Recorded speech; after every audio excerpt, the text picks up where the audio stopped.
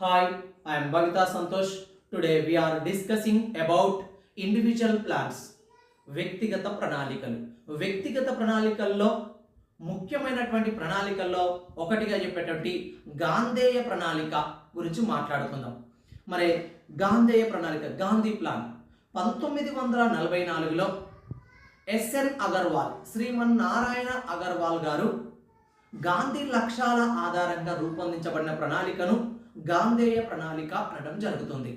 మరి గాంధీ లక్ష్యాలు అంటే గాంధీజీ గ్రామీణ ప్రాంతాలకు ఎక్కువగా ప్రాధాన్యత ఇచ్చింది కాబట్టి ఆ గ్రామీణ ప్రాంతాలను ఆధారంగా చేసుకొని ఎస్ఎన్ అగర్వాల్ గారు 1944లో గాంధేయ ప్రణాళికను డిజైన్ చేయడం జరిగింది.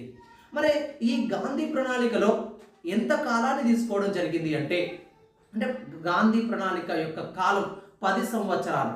మరి ఈ ప్రణాళిక వ్యయం ఎంత అంటే 3,500 కోట్లు. 3,500 కోట్లు. మరి ఈ ప్రణాళికలో ఏ అంశాలకు ప్రాధాన్యత ఇచ్చారంటే వ్యవసాయం, వాటి అనుబంధ రంగాలకు, గ్రామీణ ప్రాంతాల్లో ముఖ్యమైనటువంటి రంగాలకు ప్రాధాన్యత ఇవ్వడం జరిగింది.